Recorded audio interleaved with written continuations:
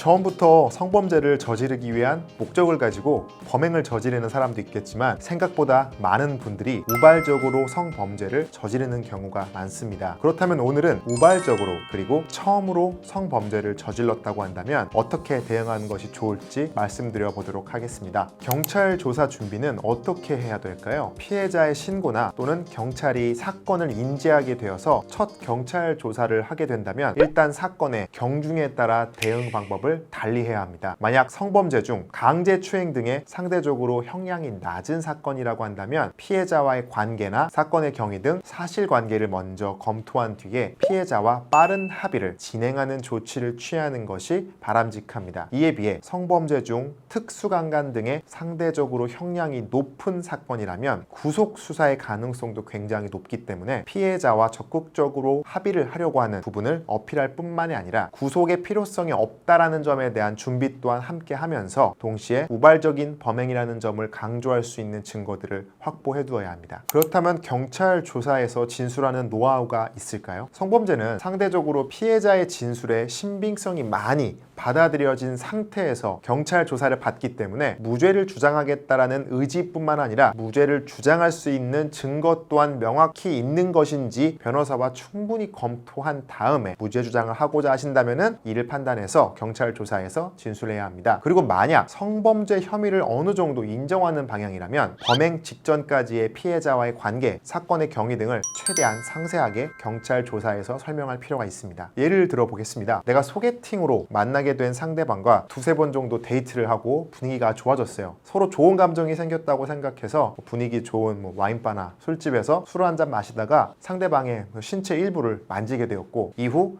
이런 행동으로 인해서 강제추행으로 고소를 당하였다면 범행이 있을 때까지의 상대방과 나와의 카카오톡이든 문자메시지 대화 내역, 전화통화 내역이나 또 전화통화 빈도, 당시의 분위기 등 상대방과 신체 접촉을 할 수 있다고 오해할 만한 사정들을 구체적으로 설명하되 상대방에게도 책임이 있는 것이 아니냐라는 취지의 진술을 해서는 안 되고 오히려 상대방에게 진심으로 사과하고 합의를 원한다라는 취지로 진술하는 것이 좋습니다. 그렇다면 성범죄 초범인 경우에도 기소유예가 나올 확률이 있을까요? 성범죄의 경우에는 초범이고 상대방과 합의가 되었다고 해서 무조건적으로 기소유예를 보장할 수는 없습니다. 특히 성범죄는 상대적으로 법정형이 높게 규정되어 있어 앞서 말씀드린 예시와 같이 특수한 경우에 한해서만 기소유예를 받을 가능성이 있기 때문에 구체적인 기소유예의 가능성을 확인하고자 하신다면 해당 범행의 상황과 피해자와의 관계 등을 모두 종합적으로 고려해야 됩니다. 따라서 만약 성범죄 초범으로서 조사를 받아야 하는 상황이라면 혼자서 기소유예의 확률을 예상하는 것보다 이러한 사건 경험이 많은 변호사와 빠르게 상담을 받아보시는 것이 좋을 거라고 생각합니다. 기소유예가 아니라고 한 경우에는 그렇다면 형량이 가벼울까요? 초범이라는 사유 자체는 형량을 감경해 주는 사유가 되는 것은 사실입니다. 다만 초범이라고 하더라도 피해자에게 책임을 전가하는 등의 진술을 하거나 자신의 죄를 뉘우치지 않는 등 범행 또는 수사기관에서 조사를 받으면서 피해자가 원치 않는데도 억지로 피해자를 찾아가거나 반복적으로 연락을 하는 등 피해자에게 위해를 가할 수 있다고 보여진다면 오히려 형량이 높아질 수도 있습니다. 따라서 초범이라는 이유는 양형사유 중 하나일 뿐이고 다른 양형사유들과 종합하여야 그 가치가 있는 것입니다. 그렇다면 합의를 위한 노하우가 있을까요? 그리고 만약 합의가 되지 않는다면 해야 할 일은 무엇이 있을까요? 피해자와의 합의는 성범죄 사건에서 형량을 가장 많이 낮출 수 있는 자료입니다. 따라서 가해자로서는 사건의 초기 단계부터 피해자에게 진심을 다해 사죄하고 자신으로 인한 피해를 보상해 주겠다는 의사를 꾸준히 전달해야 합니다. 만약 피해자가 내가 감당할 수 없는 수준의 합의금을 요구하는 경우라고 하더라도 내 재정 상황이 여의치 않음을 알리면서 합의금을 조율해달라고 요청하는 수밖에